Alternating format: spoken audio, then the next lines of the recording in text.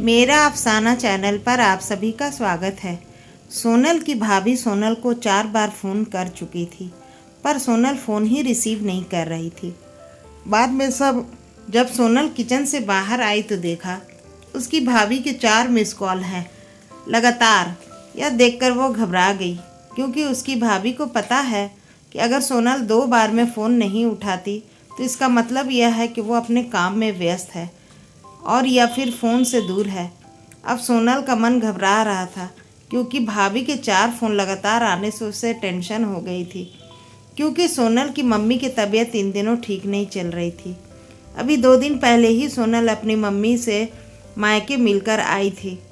फिर भी सोनल ने हिम्मत करते हुए अपनी भाभी को फ़ोन लगाया, और फ़ोन जैसे ही भाभी ने उठाया तो सोनल को रोते हुए कहा, दीदी, मम्मी जी हमें छोड़कर चली गई है। रात को अच्छे से सोई थी। सुबह आपके भैया और मैंने खूब उठाने की कोशिश की, पर वो नहीं उठी। तब हमने डॉक्टर साहब को बुलाया। फिर उन्होंने बताया कि मम्मी जी अब नहीं रही। दीदी आप जल्दी से घर आ जाओ। इतना ही सुनते ही सोनल की आंखों से आंसू बहने लगे। पापा तो पहले ही उसे छोड़कर जा चुके थे, और अब उसकी माँ भी नहीं रही। सोनल तो बिल्कुल बेहाल हो चुकी थी। अब सोनल ने रोते रोते यह बात सक्षम उसके पति को बताई, तो सक्षम ने उसे संभाला और उसे जल्दी से कार में बिठाकर मायके ले गया। सोनल जैसे ही अपने घर पहुंची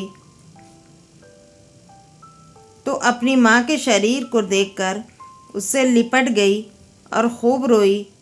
आखिर में सक्षम ने उसे किसी तरह समझाया और माँ का अंतिम संस्कार किया। सारे विधि विधान होने के बाद भी सोनल की रुलाई रुकी नहीं रही थी। उसे माँ की बहुत याद आ रही थी।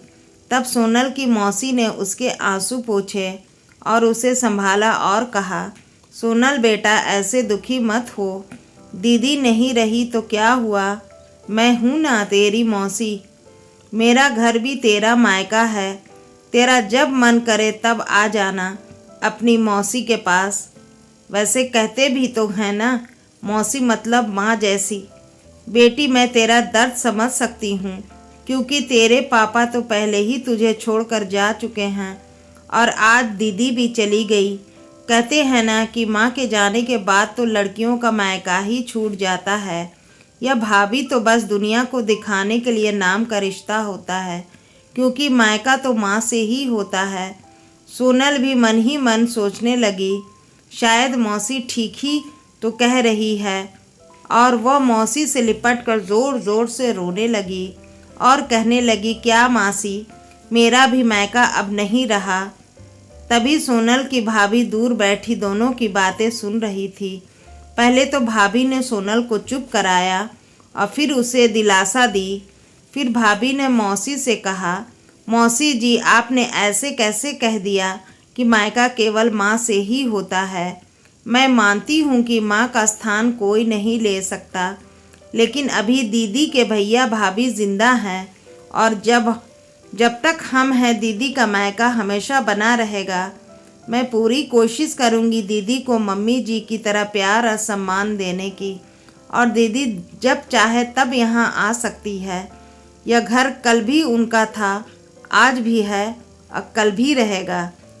मौसी जी मैं भी एक बेटी हूँ और मेरा भी मायका है, और मैं अच्छे से जानती हूँ कि हम बेटियों के लिए मायका कितना महत्वपूर्ण होता है।